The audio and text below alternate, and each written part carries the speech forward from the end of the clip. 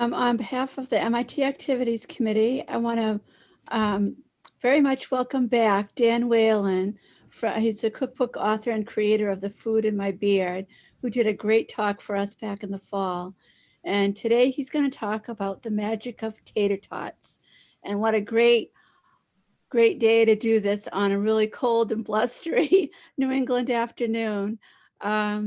And Dan's going to show us a couple of great recipes with tater tots and kind of the beautiful things you can do with something very simple that can have in your house all the time. So without further ado, Dan, I'll let you have us explore the world of tater tots. Great. Thank you so much. And thanks for having me, as always. This is really great. And I'm excited to be doing this. I haven't talked tots in a little while because I wrote a whole book about them. And it came out a few years ago. So I was deep in the world of tots during that whole time. But I love tater tots, as you can imagine, since I did so much work into them. And I'm going to start today by talking a little bit about how to cook frozen tots. There is a recipe for homemade tots in the book, actually several different types of homemade tots like beets and zucchini and cauliflower, all that kind of stuff. But most of the recipes use store-bought frozen tater tots. And after I do that, I'm going to demo a recipe for shepherd's pie with the tater tots on top. And then, of course, we're going to talk about the classic tachos, which in my opinion started the tater tot revolution that we see today, where you can get tots at a lot of different restaurants and bars. So you might think cooking frozen tots is easy. It tells you how to do it on the package, but there's not always like one just way to do it. What it tells you is, like, in my opinion, a little wrong. So obviously it says deep fry is one, and that comes out the best, but like not many people are really doing that all the time at home. One way is to bake them, which I'm going to show you in a second.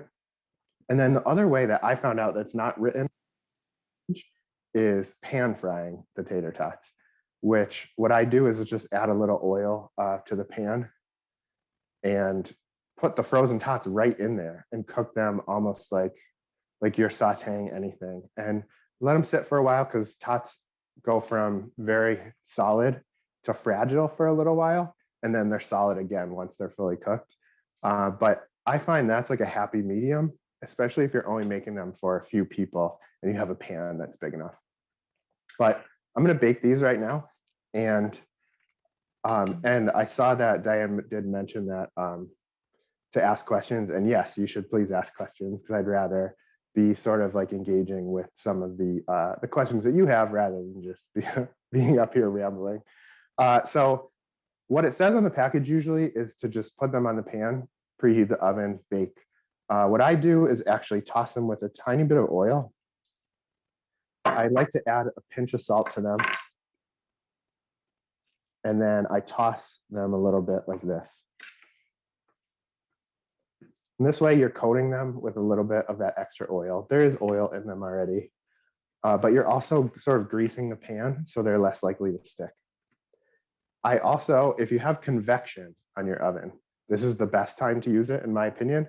And I also turn it up about 50 degrees hotter than what the package says, because you want that really crispy outside. You want them soft and tender in the middle. You don't want them to be dried out in the center by the time the outsides get crispy. So I'm going to put this in the oven, and we're going to use these later for the tachos while I start the shepherd's pie here in the pan.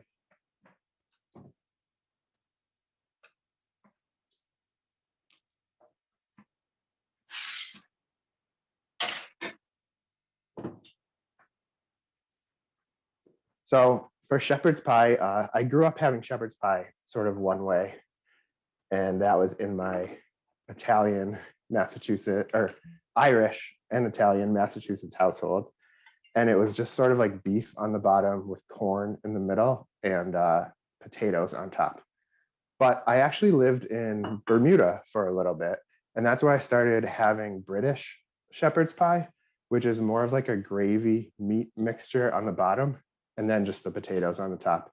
And so that's more what this is influenced by.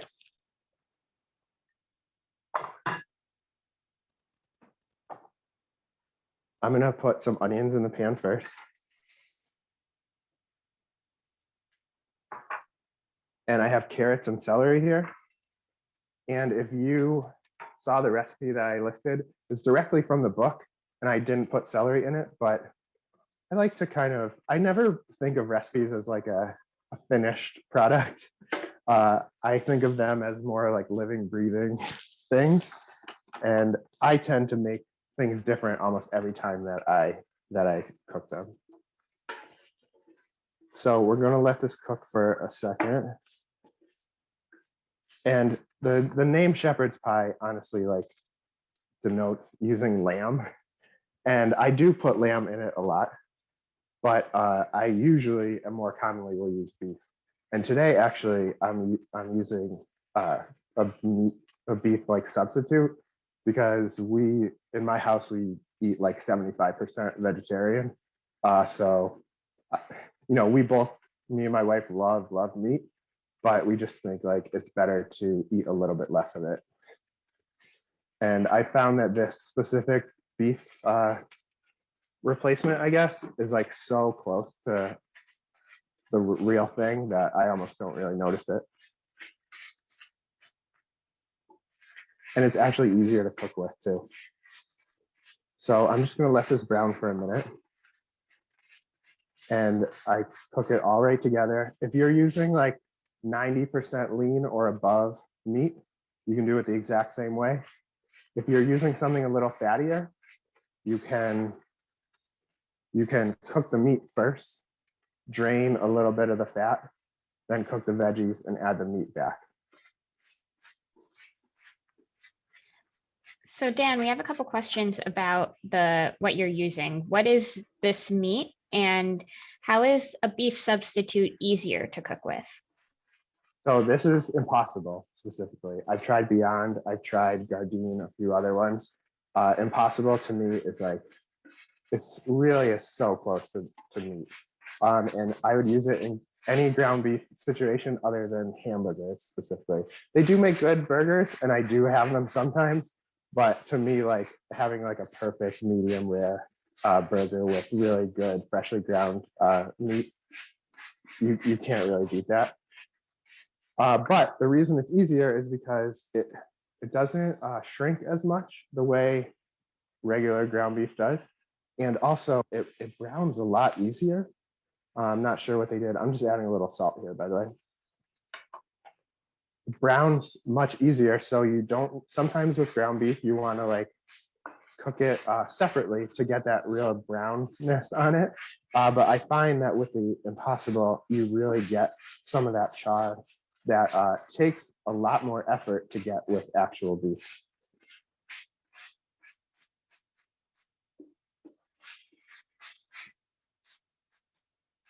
Was that both the questions or? Yes, combined? thank you. Yeah, great. No, we use this a lot and I really do love it. And trust me, we are definitely meat eaters here and love it, but this is such an easy swap out when you're trying to eat a little less meat. I have to grab a corn from the freezer. It's just right here.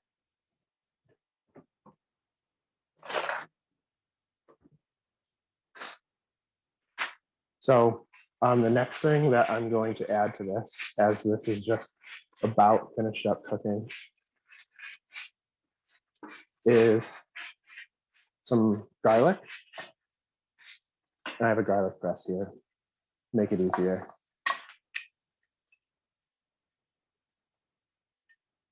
I usually use a microplane or a garlic press for most of my garlic.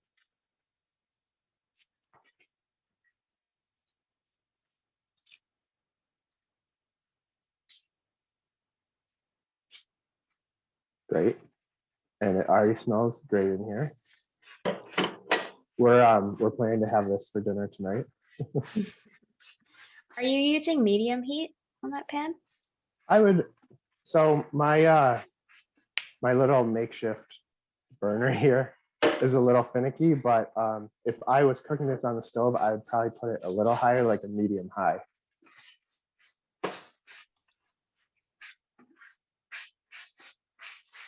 Generally though, you'll see directions and recipes for how hot something should be cooked.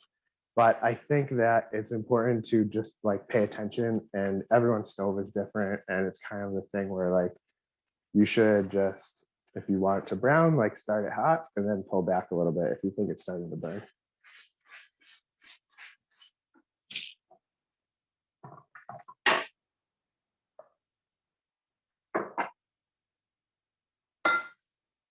All right, I have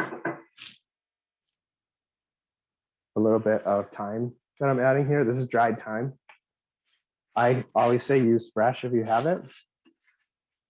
But if you don't, dried is great too. You have to use a little more fresh to balance out if you have dried.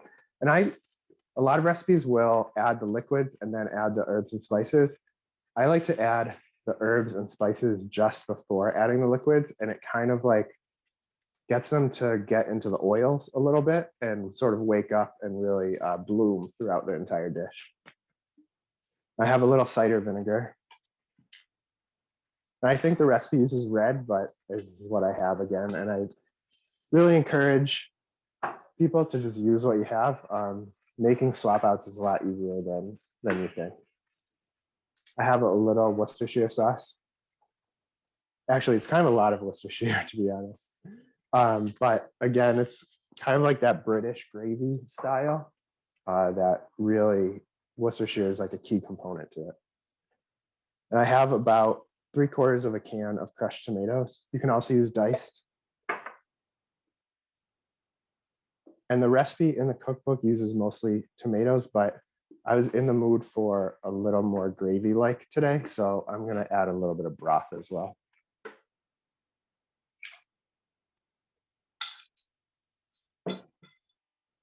And again, sticking with the sort of like vegetarian and meat replacement thing, I often use better than bouillon sort of garlic broth. That's my favorite thing to just have on hand anytime you want to have a little bit of broth. And I use honey for almost any sweetener. Most recipes probably would call for sugar, but I add just like a touch of honey to almost any of my recipes.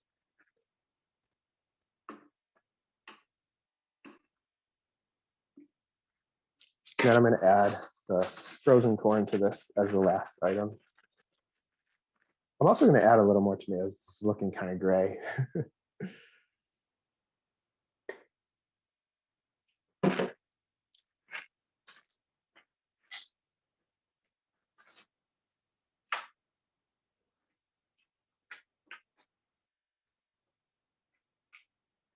Great. So this, I'd probably let it simmer a little more, but also it's going to cook a lot more in the oven. So I can just build up the bowl right now, actually. And so in the book, there's a lot of different recipes where like some are cook the tots before, some cook the tots sort of like right in with it. And this one, you can put frozen tots right on here, and then it just bakes away for a while, and the tots are nice and crispy in the end. You know, so shepherd's pie would normally have that sort of mashed potato topping, and that's what we're using the tots as a replacement for. I've used tots as a replacement for a lot of different things throughout the years, particularly like any topping. Like I did a pie crust, sort of like for a chicken pot pie, also for a sweet potato pie, which was kind of interesting.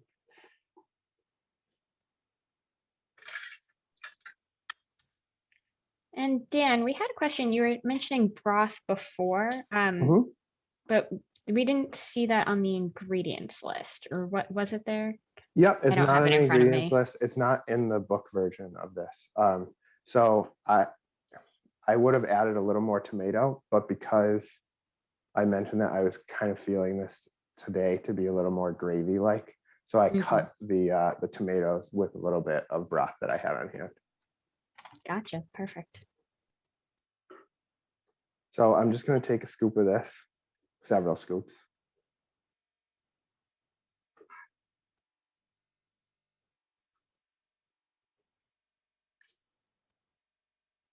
And then I'm going to get rid of this whole thing so we have a little more space.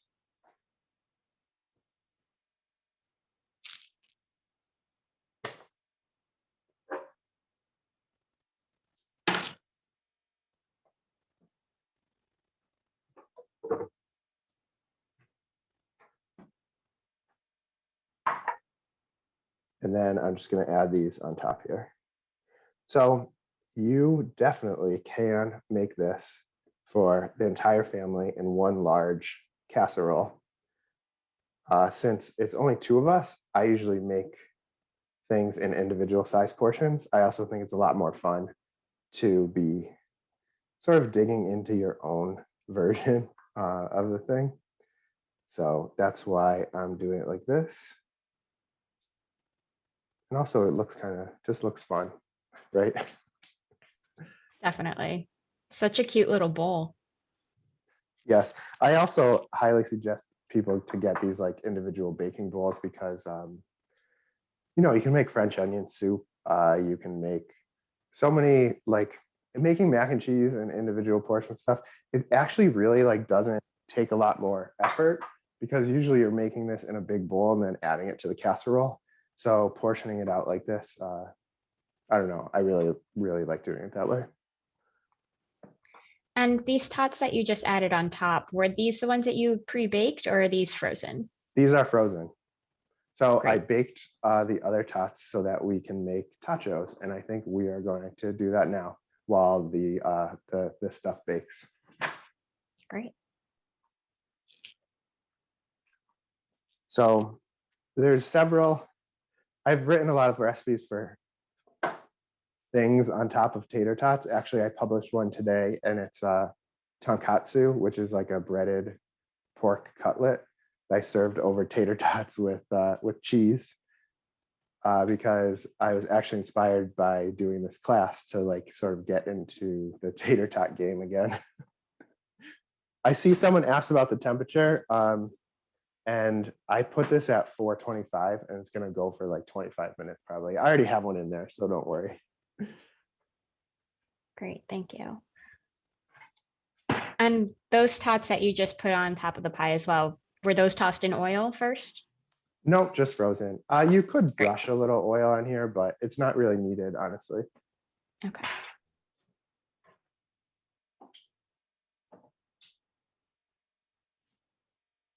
All right. So again, with the different ways to cook tots, in the book, actually, I did pan fried for my sort of signature tacho recipe. But it is a little more work, especially if you're making it for more than like two people, I guess.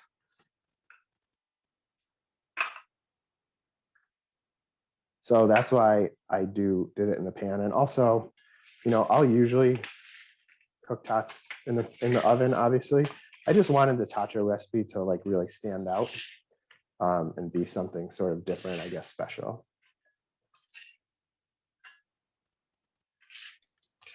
Do you have So, a particular favorite brand of tots?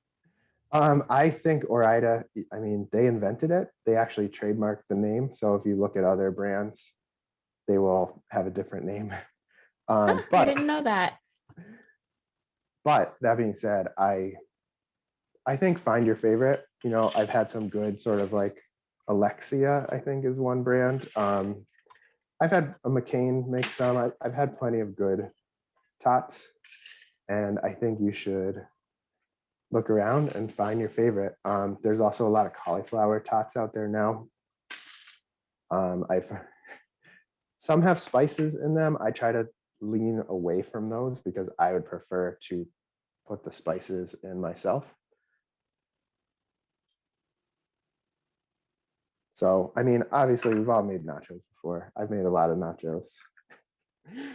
So just layer up the cheese and the tater tots like that. You could also add meat to this if you wanted to. I'm keeping it vegetarian for today.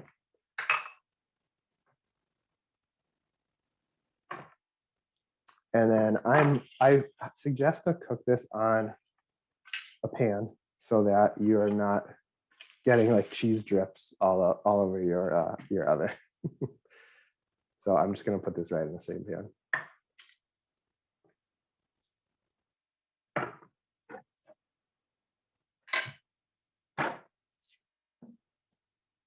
One tot overboard.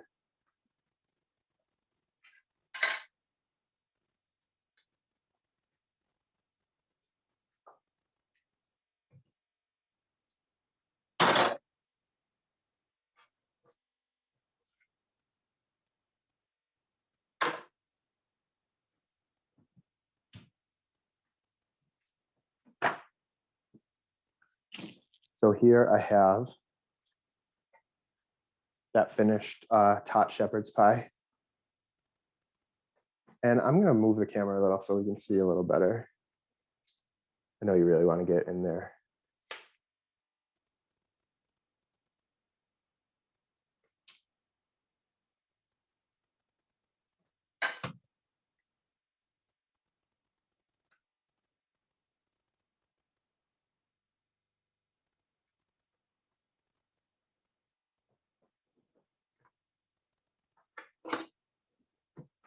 It's beautiful. You can see the steam coming off. Yeah. And, you know, it's nice. It's crispy on top, soft in the middle. Just getting another bowl so I don't burn myself here.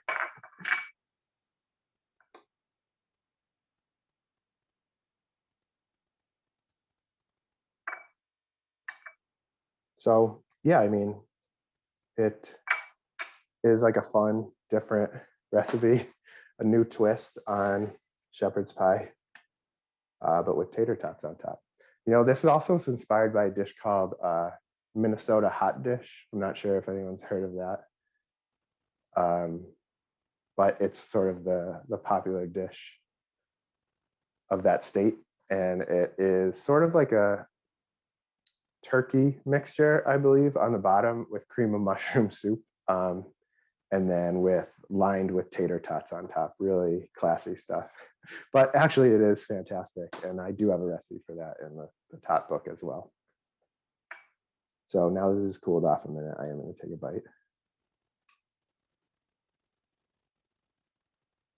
But yeah, it was interesting when I first tried the sort of more British version of shepherd's pie. I had ordered it one day, not knowing what to expect since I was used to the really sort of like dry almost version that I grew up with the beef on the bottom, corn, potatoes on top.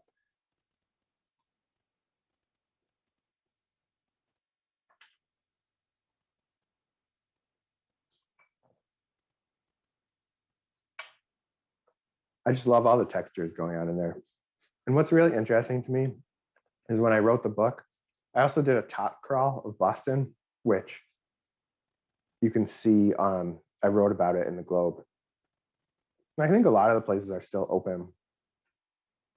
And I really thought I would get sick of tater tots writing the book, doing the crawl and stuff, but I never did. And that shows how sort of versatile and interesting and unique that tater tots are. They can do so many different things.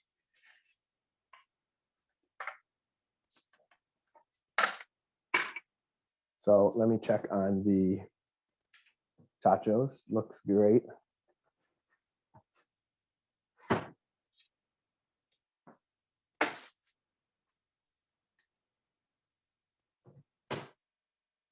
Have most people here had tachos? You think? I know I have. Yeah. We'll get some people responding in the chat whether or not they've delved into the world of tachos.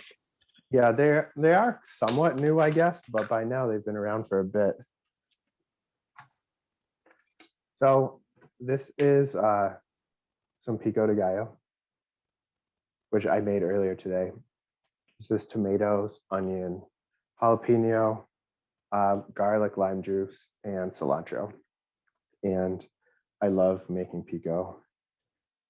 It's probably one of the things that I've made most of because I was a manager of a burrito shop for about 3 years. And every time I make it, I just like sort of zone out chopping up tomatoes.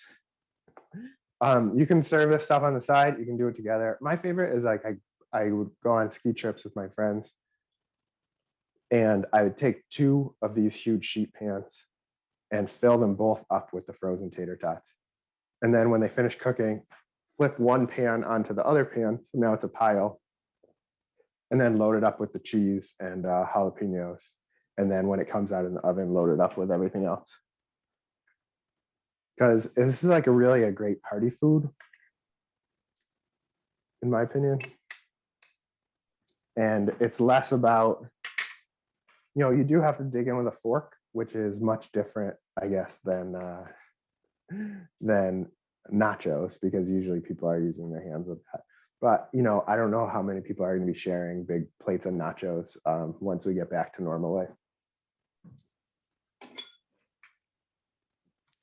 And Anthony asks, what made you decide to start a tater tot book? And specifically, did you find that you had a lot of recipes and wanted to expand on that? Or was it more like you were challenging yourself to do a whole book on tater tots?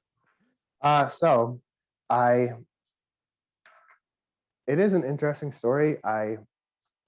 My first tater tot recipe wasn't for the book, and I made Thanksgiving stuffing with tater tots instead of bread. I thought it was a cool idea because it's super easy. The tots are frozen. You just put them in with basically everything else you would have made stuffing with. And it's like a gluten-free option that I was making for my friend who has celiac. And it did well. It was very popular. People make it every year, which is really awesome. I love to see that. And I guess I had a long road with publishing. My Tots was my second book. And my first one was like took a long time to come out. I was back and forth with a bunch of publishers.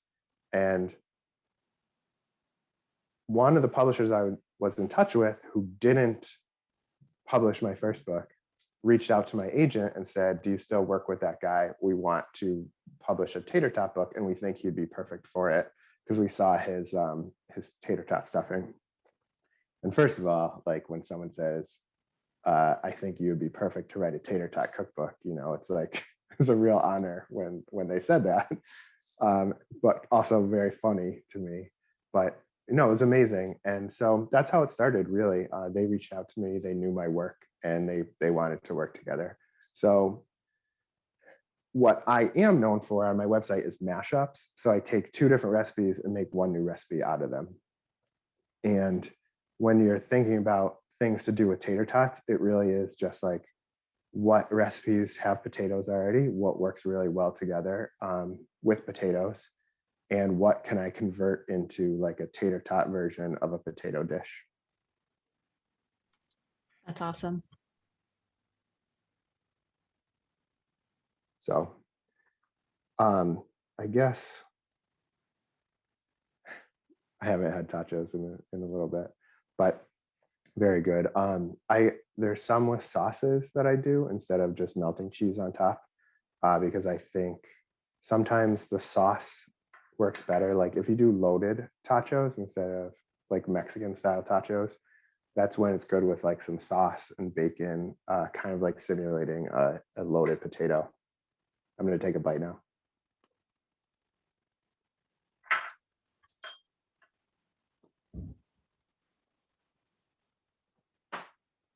We're definitely all jealous.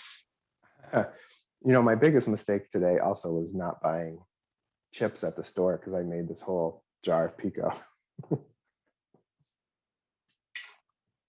But yeah, I mean, that's pretty much the recipes. I finished a little early on the demo side, but I'm not sure if people have more questions, because I could talk all day about writing cookbooks or mashups or tater tots in general, if you want.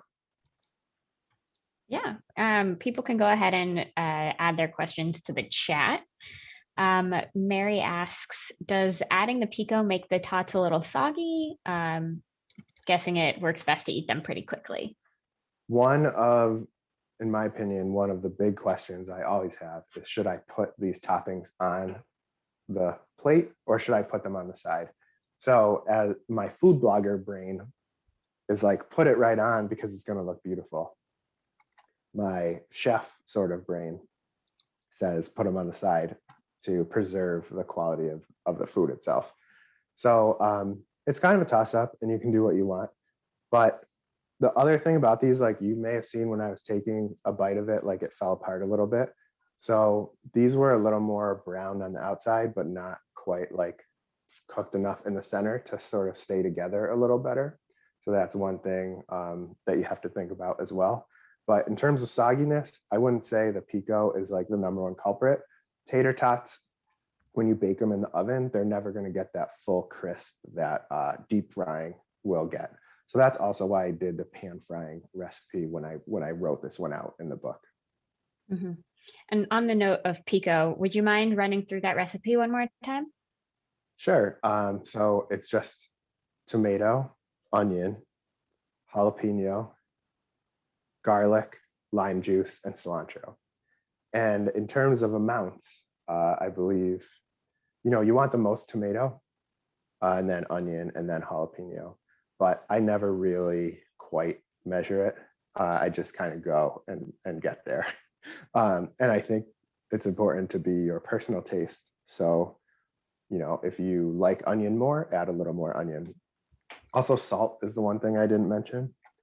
But yeah, and then I always grate the garlic in so that you're not getting like big chunks of garlic. But also when you're grating garlic, you have to be a little hesitant because it can easily get over garlic quickly because there's, depending on how you use a piece of garlic, it acts differently.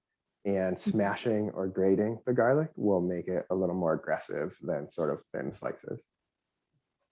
Great.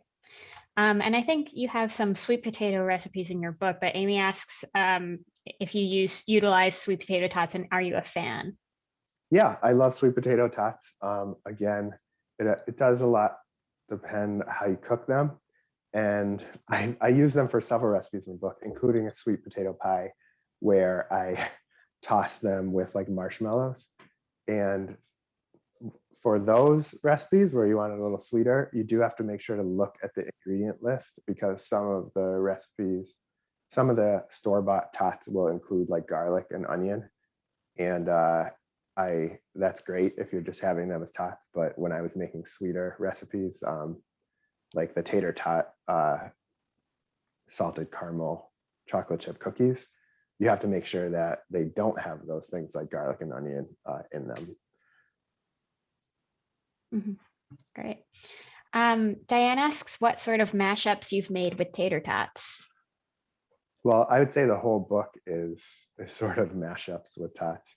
But the one I just mentioned that I cooked on I'm going to post it on Instagram right after this is, I'm not sure if people are familiar with tonkatsu pork. It's like a thin breaded pork cutlet. It's a Japanese dish and it's served with like a barbecue sauce.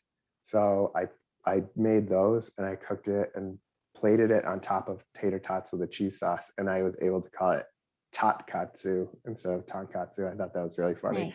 Usually if the name of the dish mashes up just as well as the ingredients in the dish, then I'm happy with it. Yeah, and definitely. Another one I made somewhat recently is mapo tofu tots, which is like it's actually like a Szechuan dish, super spicy tofu and pork that I dumped on top of tater tots as well. Oh, wow. That sounds But incredible. my favorite way to use tots is actually in breakfast. Like if you have a breakfast burrito with tater tots in it, it's so good.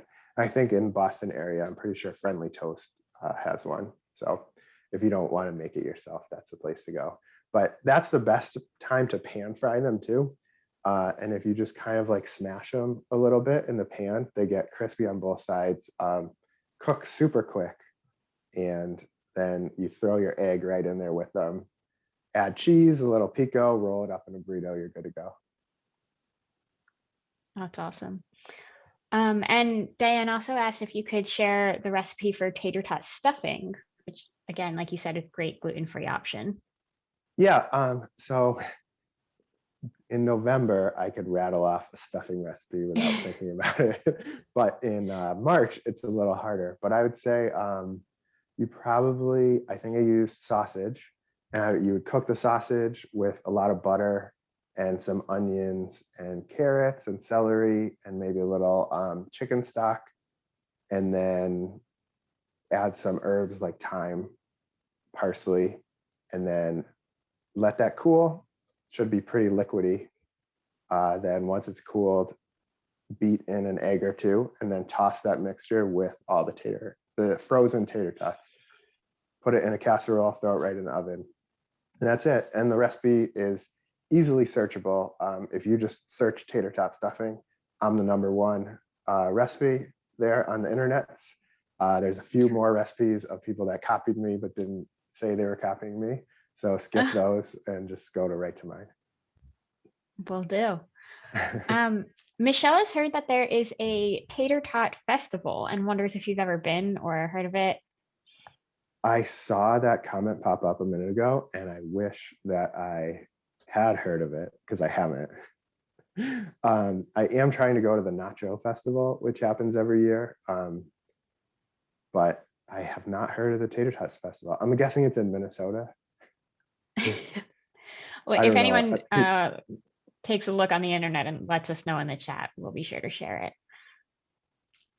People love Off the top tater of your tots. head, do you remember from your Boston tot crawl any restaurant? I mean, you just mentioned the Friendly Toast, but any others to be on the lookout for? Yeah, I probably could remember the entire crawl. It starts in Allston, obviously, where anything good in Boston starts. And it was what is that restaurant called? That's I okay. can't We can remember the check name that of it. article out too. Yeah, there is an article, and then it did go. I remember one of the places was a Korean restaurant in Allston that has really good like bulgogi tater tots. Awesome. And then there is a stop at the Five Horses.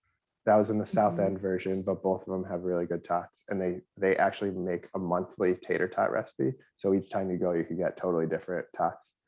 And there was a stop at Grill 23. That's like the fancy version. And they have homemade white truffle tater tots that were really good. Oh my God, that sounds incredible. Not here in Boston, but I once was at a restaurant, a diner, and their sweet potato tots, instead of coming with like a side of ketchup, came with a side of maple syrup. Really going for that sweetness to add to it, which was great. A couple people have dropped in the chat Facebook links to the Tater Tot Festival, I believe in Ontario. Yeah, that makes sense. Well, I'll have to add that to my travel list for sure. Definitely. Any other stories about tater tots and your adventures? You know, I really love making tots for people because what I think is great about it is like it just it's unexpected, you know, and people think of it as just like some side dish that you throw in the oven when you need a little extra food with your dinner. But there's so many really cool things that you can do with it. I cooked tater tots on CBS Sunday Morning. I've made them on several sort of local TV shows. I sort of made a version of tater tots on Guy's Grocery Games, if you've ever seen that show. If you haven't, I highly suggest it, and you can find my episode, I think, on Hulu. So no, I think they're really fun. They're different, they're unique, and you know, grab the book if you like them, because there's a lot of really cool ideas in there.